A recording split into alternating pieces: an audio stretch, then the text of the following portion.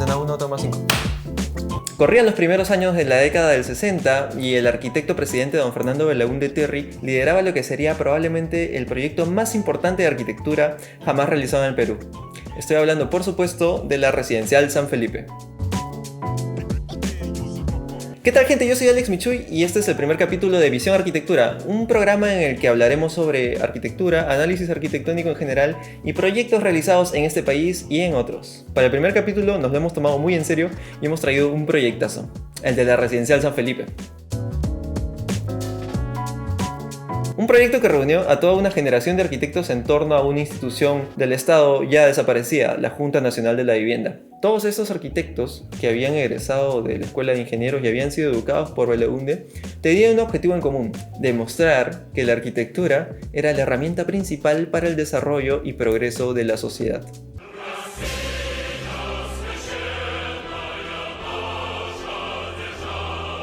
Es así que lo que vemos en la Residencial San Felipe es justamente la materialización de estas ideas, de los ideales que ellos tenían y que habían asimilado en sus clases en la Escuela de Ingenieros sobre lo que era la arquitectura moderna y cómo debería ser esta y cómo se debería hacer una nueva ciudad para el hombre nuevo.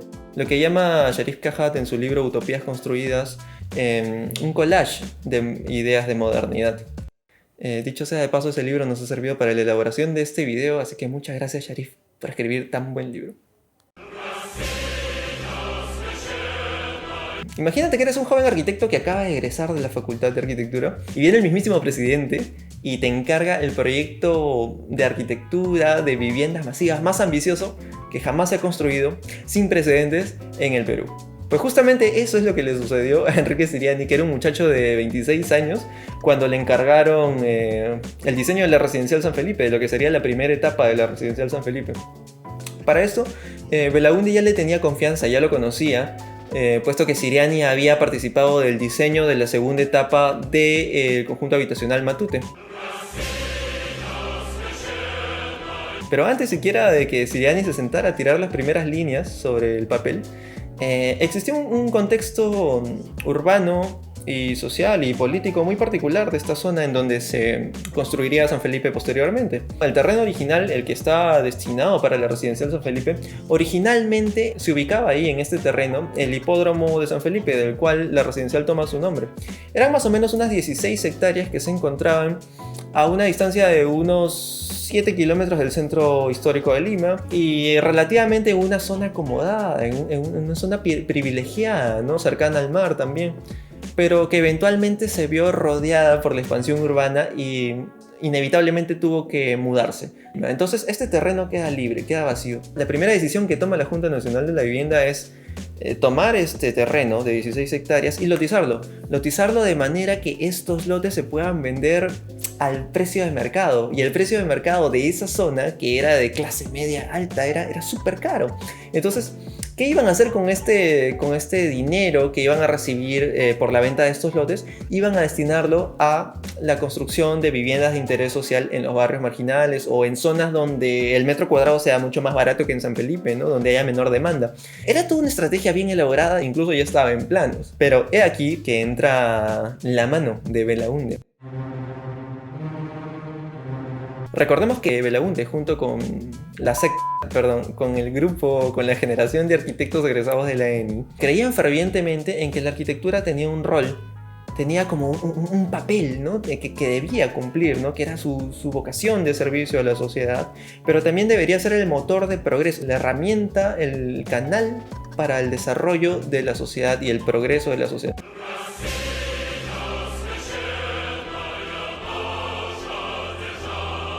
Belaúnde veía esta oportunidad de hacer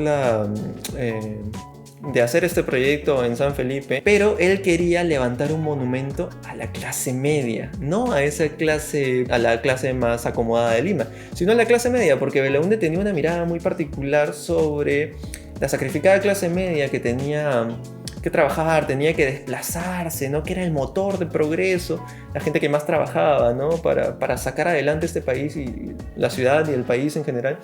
Entonces Belaúnde un poquito como que la romantizaba, ¿no? Endulzaba su discurso sobre la clase media diciendo que no podía acceder a crédito hipotecario, que era la eterna inquilina, ¿no? Que se veía como perjudicada por la especulación y, según la prensa de la época, para pagar algunos favores políticos justamente con la clase media, que fueron sus principales electores en Lima. Belaúnde decide cambiar los planes y ya no lotizar esta zona de San Felipe, sino decide cambiar para hacer un monumento dedicado a la clase media.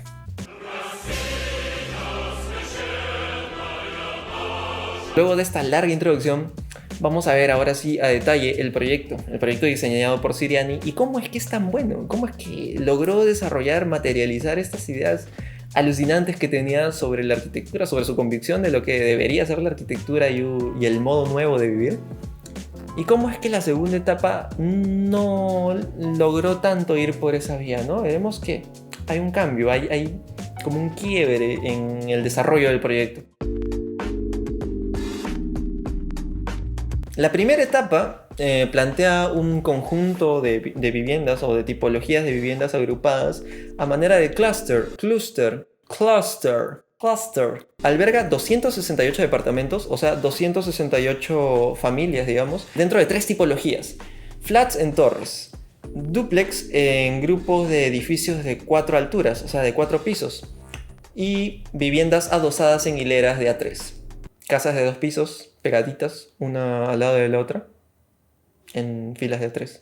Este conjunto responde a un diseño estrictamente geométrico, muy rígido, con una planta en cruz griega. La de los 4 lados iguales, ¿no? Que lo convierte en un planteamiento simple, sencillo, pero contundente, muy potente por la gran simetría que implica, ¿no? Diseñar una planta en cruz griega con los 4 brazos iguales. Haciendo una clara referencia a la arquitectura renacentista, ¿no? Esta arquitectura que también recurría bastante a la simetría. En el proyecto de Siriani hay una búsqueda manifiesta del orden, de la pureza, de la composición, ¿no? de la simetría, la repetición, el ritmo, una búsqueda del equilibrio, digamos. Entonces veremos cómo es que se repiten en muchas instancias del proyecto, proporciones, números incluso, ¿no? Vemos que Siriani está obsesionado con el número 4, el 4 se repite por todos lados, ¿no? Además, otro tema importante es que Siriani contemplaba o consideraba que esta disposición en planta de cruz griega debería repetirse a lo largo de todo el terreno que estaba destinado para la residencial.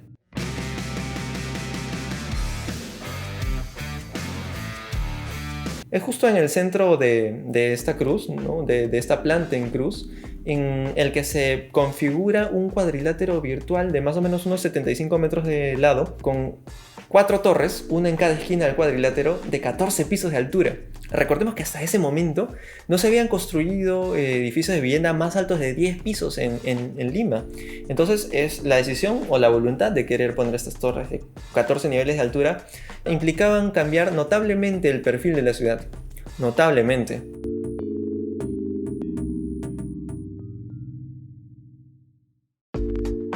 Es en el centro de esta composición, en el espacio vacío que dejan las 4 torres, en donde encontramos tal vez la plaza más famosa o más conocida por los arquitectos peruanos. Estamos hablando del Ágora de San Felipe. El Ágora no es más que una plaza dura, es una plaza que carece de verde. Pero lo importante o el valor que podemos encontrar en el Ágora es que desde dentro del Ágora podemos experimentar el espacio moderno, esa nueva arquitectura que esta generación de jóvenes arquitectos querían proponer en la ciudad, ¿no? Y que Lima sea así. Era este espacio, desde dentro de la plaza se podía experimentar la espacialidad moderna, la ciudad moderna, los edificios, la altura de los edificios, una nueva forma de vivir la ciudad. Las 4 torres están estructuradas en base a unas gruesas placas de hormigón de unos 30 centímetros de ancho, en forma de H. Estas placas son las que estructuran básicamente toda la torre, ¿no? Y reciben la carga, todos los pesos, todas las cargas, las transmiten a los cimientos. Esta solución estructural de las placas en H permitieron liberar la fachada de estructura y así poder poner ventanas corridas, pero también permiten estos volados de 3 metros que hay a cada lado de la torre, que le dan cierta sensación de ligereza, ¿no? Estos 4 prismas de las torres establecen una relación con los principios que proponía Le Corbusier para edificios en altura. ¿Cómo? De la siguiente manera, vamos a verlo. Nos encontramos, por ejemplo, con un hall que tiene características espaciales muy relacionadas a Le Corbusier, como la doble altura, ¿no? Entonces era un espacio de recepción en la planta baja de los edificios a doble altura, pero también podemos encontrar la doble altura existente dentro de los edificios, ¿no? En un tipo de espacio intermedio, patios intermedios, que son muy importantes y vamos a ver por qué. Estos patios intermedios tienen una característica muy especial. Son los espacios de llegada del ascensor o de espera del ascensor y que se establecen a media altura entre un nivel y otro, entre una planta y otra.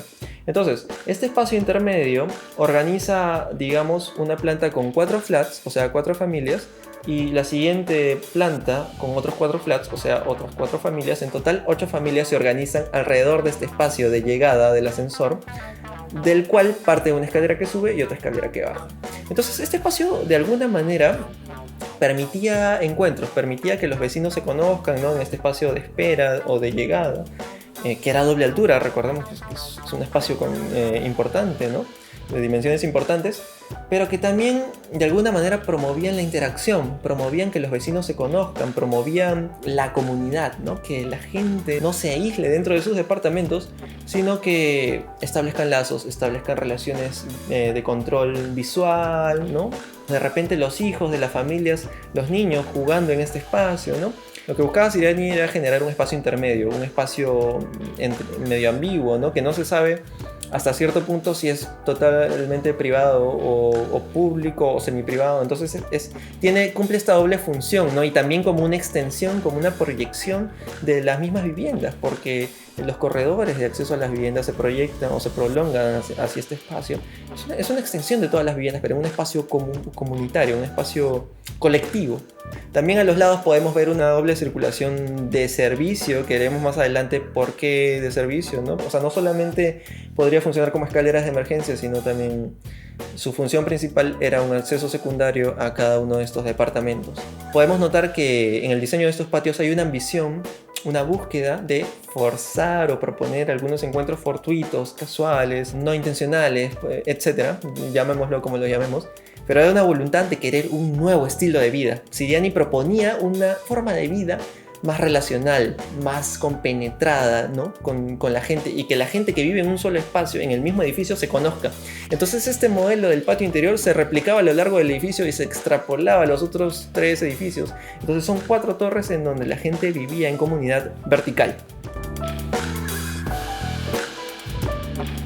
También podemos ver una relación clara entre las torres de Siriani y los 5 puntos para una nueva arquitectura que planteaba Le Corbusier, como en el caso de las ventanas corridas que ya había mencionado anteriormente, ¿no?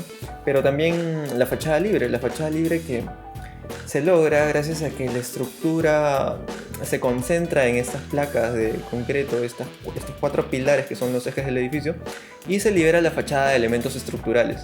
También podemos encontrar la terraza jardín, que no está pensada como un centro comunal como en la Unité de Marsella, pero sí funcionaba como un espacio de esparcimiento, ¿no? De recreación de los vecinos, de las familias de estos edificios. Y la planta libre, como veremos, se manifiesta en la planta baja del edificio, relacionándose directamente con la Plaza Ágora, lo que libera la planta baja y permite que el espacio fluya.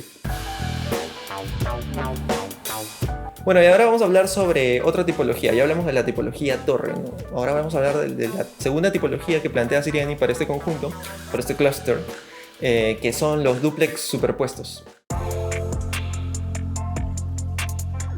Si vemos las 4 caras del cuadrilátero virtual que está compuesto por estas 4 torres, podemos ver que en medio, entre cada 2 torres, se encuentran un agrupamiento de 4 edificios de 4 pisos cada uno, la recurrencia del número 4. Estos son los edificios de dúplex superpuestos. Son 4 pisos, o sea 4 niveles, en los cuales en los 2 primeros niveles encontramos una tipología de dúplex y en el tercer y cuarto nivel encontramos la otra tipología de dúplex. 2 tipologías en total. Una de las características más importantes de estos agrupamientos de dúplex sería la presencia de una calle aérea, ¿no? Un planteamiento bastante moderno, ¿no? Esto de las ideas de la arquitectura moderna, en el que Siriani piensa o hace una referencia otra vez al gran maestro suizo propuso Le Corbusier. El mayor logro de esta calle aérea es otra vez cumplir la función de un espacio intermedio, de un espacio de justamente ser como una extensión de las viviendas, ¿no? Porque es un distribuidor hacia los halls, hacia el ingreso de cada uno de estos dúplex superiores de la segunda tipología de dúplex, pero que también sirve de un espacio de encuentro entre vecinos. Es un espacio de encuentro, un espacio de interacción, otra vez el mismo discurso que se encontraba en los patios interiores de la tipología torre, pero esta vez llevado a un espacio más abierto, digamos. Los dúplex eran la sensación en esa época, eran como el nuevo espacio, ¿no? El espacio raro, novedoso, extraño, una nueva forma de vivir, y hacían una clara referencia al pabellón del Esprit Nouveau por su forma, por unos retranqueos que tenían en fachada, unos retranqueos a doble altura, ¿no? Y también hacían ciertas referencias a las primeras villas de Le Corbusier, ¿no? Estas villas más de cubos puros, blancos. Ahora pasemos a ver un poco más sobre la tipología de las viviendas adosadas. Estas viviendas en hilera son como el remate de la disposición en cruz del clúster de Siriani, y son las que están más a los extremos, ¿no? Las que se relacionan más directamente con el entorno. Recordemos que ese entorno era de viviendas residenciales, ¿no? De máximo 2 niveles de altura, 2 pisos de altura. Entonces estas viviendas que tenían justamente 2 pisos de altura se relacionaban más con ese entorno, ¿no? Y funcionaban de alguna manera como una transición conjuntamente con los bloques de dúplex. Entonces había una transición de 2 niveles de altura hacia uno de 4 pisos de altura de los dúplex hacia uno de 14 pisos, ¿no? Entonces trataban de establecer una relación como escalonada, ¿no? Para no ser tan violento este contraste. Aparte de que en conjunto las viviendas adosadas junto con los dúplex formaban un basamento alrededor que elevaba de alguna manera, ¿no? Y que resaltaba estas 4 torres centrales del clúster. Estos 4 grupos de 3 viviendas adosadas son, además de un remate de la cruz, una experiencia de vivir en una casa, una vivienda convencional, digamos, pero dentro de este nuevo conjunto monumental, ¿no? Interactuando con otras tipologías más novedosas y relacionándose directamente con el paisaje, con los grandes jardines que Siriani planteaba alrededor de la planta en cruz del clúster. Ahora veremos a detalle cada una de estas tipologías. Empecemos con la tipo torre. En un flat típico de la torre encontramos un hall de ingreso, un dormitorio principal y 2 dormitorios para los hijos, un baño principal, sala, comedor, cocina y lavandería. Además, y este es un dato muy importante, de un dormitorio de servicio con su baño propio incluido y con un acceso independiente, o sea, un acceso separado. Tenemos 2 accesos entonces en cada flat, un acceso principal y un acceso de servicio que da directamente a la cocina y al cuarto contiguo, que es el cuarto de servicio. Cuestiones culturales aparte, estos departamentos tenían 120 metros cuadrados, haciendo un área bastante generosa, inclusive para un departamento de clase media alta, ¿no? La figura de los dúplex, sin embargo, es un poquito diferente. Como mencioné anteriormente, en cada uno de estos brazos de la planta en cruz existen agrupamientos de 4 bloques puros de 4 pisos, dúplex. Cada uno de estos bloques de dúplex, como dije, tienen 2 tipologías. Para acceder a la primera tipología, a la planta de abajo, hay también 2 accesos. Hay un acceso que da hacia el jardín, hacia el exterior del clúster, ¿no? Con una vista al exterior. Pero también hay un acceso de servicio por el que se accede a través de una calle interior. Una calle que recoge la sección de una calle típica de una quinta. Entonces, Siriani vemos cómo recupera de alguna manera en esta propuesta esa mirada, o sea, esa tipología de quinta de la ciudad, ¿no? Recupera un valor de la ciudad vieja, de la ciudad antigua de Lima, y la pone en un planteamiento completamente moderno. Cada uno de estos bloques, visto en planta, presenta 2 viviendas adosadas, o sea, en total en planta serían unas 8 viviendas, espejadas, como diríamos en AutoCAD, hechas un mirror, ¿no? Por otro lado, el acceso principal al primer nivel de la primera tipología de dúplex, para entrar necesitas atravesar un umbral de doble altura. Estos retranqueos manifestaban de alguna manera hacia el exterior la naturaleza del funcionamiento interior de los dúplex, digamos, que era una unidad. Al atravesar este umbral nos encontramos con los primeros dos ambientes, ¿no?, de la casa. La sala, el comedor, y justamente el comedor, está contiguo a la escalera que nos lleva a su segundo nivel, en donde se encuentran las habitaciones, ¿no? La habitación principal, habitaciones secundarias y un baño también principal para todo el segundo nivel.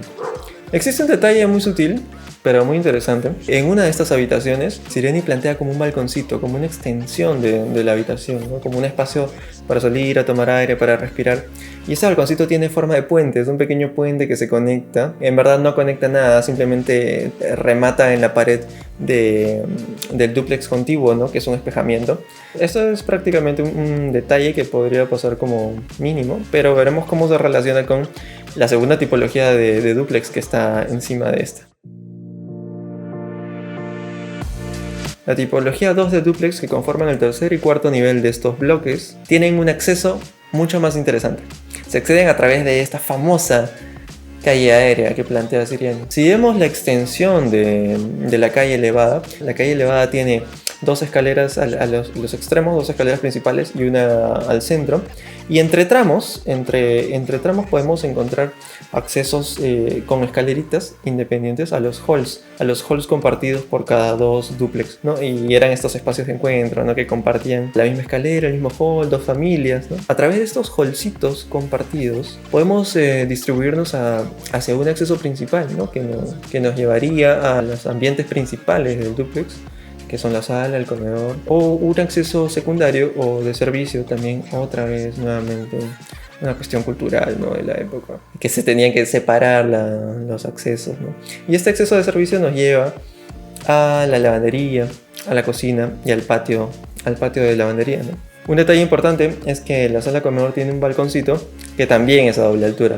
Es en esta sala en donde podemos encontrar un puentecito que también de alguna manera es una extensión, como un respiro, pero que dialoga en temas de composición con el puentecito que se proyectaba desde una de las habitaciones de la tipología de abajo, ¿no?, del dúplex tipo 1. Se podría entender esta composición como que propone o que existen ciertas conexiones que realmente no son conexiones, ¿no?, porque son puentecitos. Ahora hay otro detalle no menor, que es la escalera que lleva al segundo nivel de esta segunda tipología, o sea, al cuarto nivel del bloque, en cuyo descanso hay una ventanita mínima, pero que vista en fachada tiene doble altura. Entonces Siriani está como que engrandeciendo de alguna manera esta ventana mínima del descanso de la escalera. Es un detalle. Y llegando al último nivel del bloque, podemos encontrar otra vez la habitación principal y las habitaciones secundarias y un baño. Si vemos estos dúplex en corte, también podemos encontrar cómo se mete la luz, ¿no?, que en verdad son dos bloques que se traslapan de alguna manera para generar aberturas, generar retranqueos, y también se mete la luz a los patios de la tipología 1 de abajo, ¿no?, a través de un vano que está en una segunda altura. También hay una simetría inevitable en el corte, ¿no?, y se refuerza la idea de la simetría en planta, en corte, en elevación.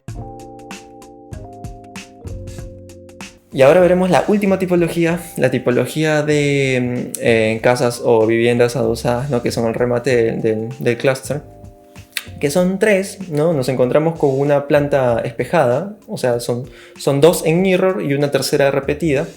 Y las tres tienen dos niveles de altura, cuyo el acceso principal da al exterior, ¿no? Son las que más se relacionan con la calle. Recordemos que las tres viviendas, como están adosadas, conforman una unidad, ¿no?, que tiene una lectura de un bloque sólido hacia el exterior, con diferentes aberturas, ¿no? También algunas dobles alturas manifestadas en fachada.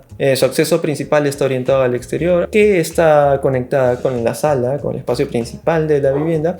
Esta sala es una sala a doble altura, ¿no? Se convierte, por estas características de tener doble altura, en el espacio principal de la casa, ¿no?, el más interesante. Hacia el centro de la vivienda encontramos el comedor, encontramos la cocina, la escalera que nos lleva al segundo piso, y hacia la parte trasera podemos encontrar los servicios, la lavandería, un baño y un patio. Además, es la única tipología en la que Siriani propone una oficina. La escalera que da al segundo nivel desemboca en un corredor que remata en una ventana, y este corredor nos distribuye a las habitaciones. En fin, esta última tipología de viviendas son las más convencionales del conjunto, pero las que responden de manera más aproximada a la vivienda que se hacía en torno a la residencial en esa época. Ahora veremos cuáles fueron los factores que impidieron que la idea original de Siriani se concluyera, ¿no? Que era replicar esta planta en cruz a lo largo de todo el terreno destinado a la residencial San Felipe. Y básicamente fueron factores económicos, como no podría sorprendernos.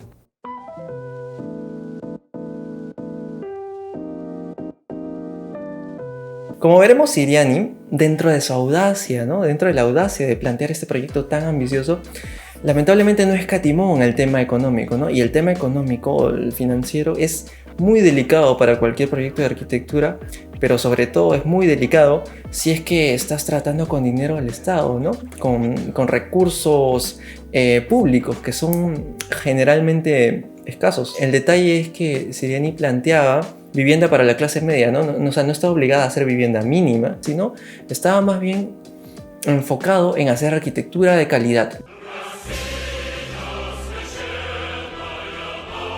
Buena arquitectura. Entonces esta era una oportunidad de mostrar, ¿no? Sus capacidades como diseñador. Pero lamentablemente esto te lleva a no escatimar mucho, a no evaluar las cuestiones financieras. Hubo dos factores o dos cuestiones puntuales que influyeron en que se encareciera el proyecto notablemente.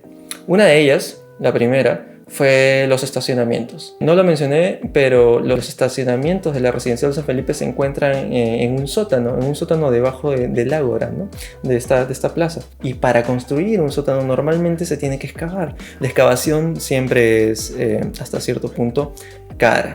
Pero también la construcción de estos muros, que son los muros de contención para que el sótano no se venga abajo, que también tienen una cantidad de fierro mayor a cualquier otro muro y una resistencia de concreto mayor, ¿no?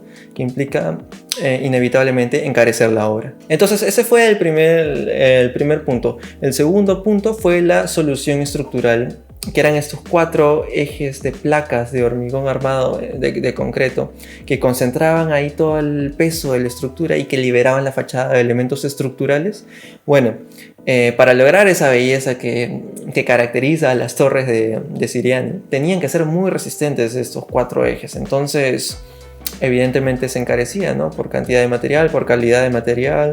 Entonces digamos que en otras palabras la construcción de esta primera etapa fue muy cara.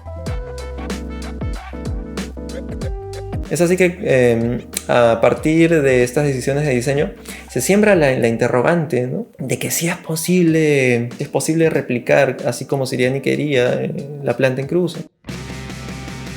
Entonces Belaúnde se reúne con la Junta Nacional de Vivienda, ¿no? Con los directivos de la Junta Nacional y dicen: gente, vengan un ratito, esto no está funcionando.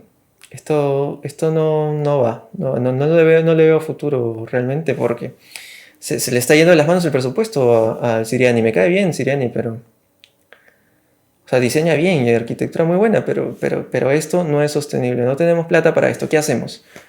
Entonces los directivos de la Junta Nacional, junto con Belaúnde, deciden llegar a un acuerdo y vemos por segunda vez la intervención de Belaúnde. Ahora veremos cómo es que Belaúnde dirige los esfuerzos haciendo económicamente viable esta obra, ¿no? Entonces lo que decidieron fue lo siguiente: que el resto de la obra, el resto del proyecto, se va a construir en función a tipologías que permitan mayor densidad de población, ¿no? O sea, más gente viviendo. Hasta cierto punto un poco populista, ¿no? Y la segunda cuestión era que se pudiese construir a mayor velocidad. ¿Por qué? Porque tenemos que recordar que el gobierno de Belaúnde era reducido, no solamente tenía 4 años para adjudicarse los resultados de este proyecto o la entrega de esta obra del conjunto residencial San Felipe dentro de su gobierno.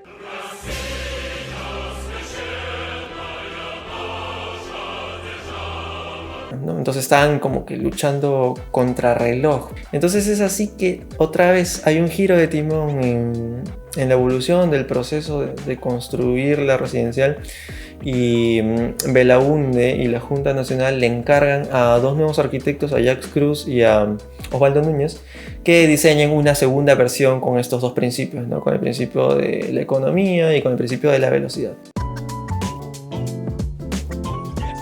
Si se ponían a diseñar nuevos edificios, nuevas tipologías de la nada, iban a invertir mucho tiempo, ¿no? Les iba a consumir bastante tiempo. Entonces lo que hicieron, astutamente, fue recoger algunos diseños que ya tenía la Junta Nacional elaborados, como en stock, ¿no?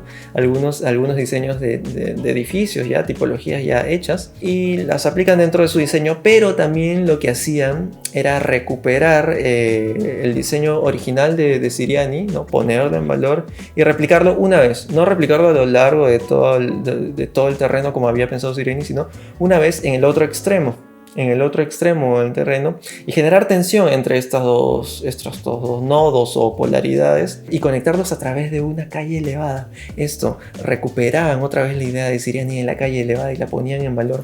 Y en el centro del proyecto de esta segunda versión de San Felipe, planteaban un centro cívico que era como el eje articulador de toda esta ciudad dentro de la ciudad, y una torre de oficinas de 30 pisos, que iba a ser el hito de toda la ciudad de Lima prácticamente, ¿no? Porque como vemos, el centro cívico se construyó después, que habría sido por mucho tiempo el edificio más alto de Lima.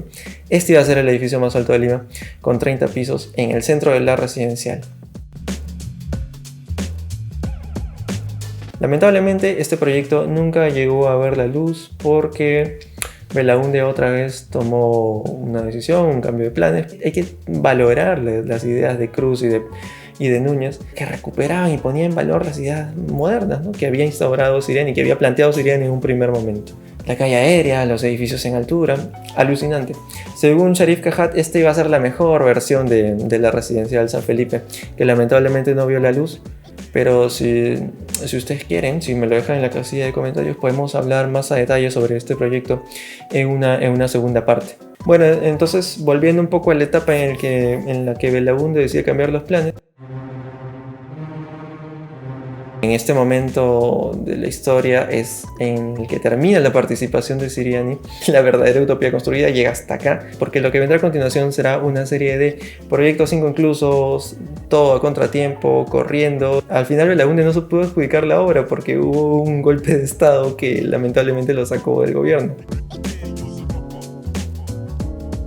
Núñez y Cruz desarrollan rápidamente la segunda versión para San Felipe, la cual es descartada, y por eso ellos se indignan, ¿no? y renuncian a la Junta Nacional, pero son temas que tal vez podremos ver más adelante, ¿no? Son temas, anécdotas también interesantes. Si has llegado hasta aquí y te ha gustado el video, te invito a que te suscribas y que le des like y que actives la campanita y que nos sigas en nuestras redes, ¿no? Este proyecto le estamos poniendo muchas ganas para que salga adelante, y esperemos que salgan muchos videos más a continuación. Así que gracias por seguirme, yo soy Alex Michuy y será hasta una próxima oportunidad en Visión Arquitectura. Nos vemos.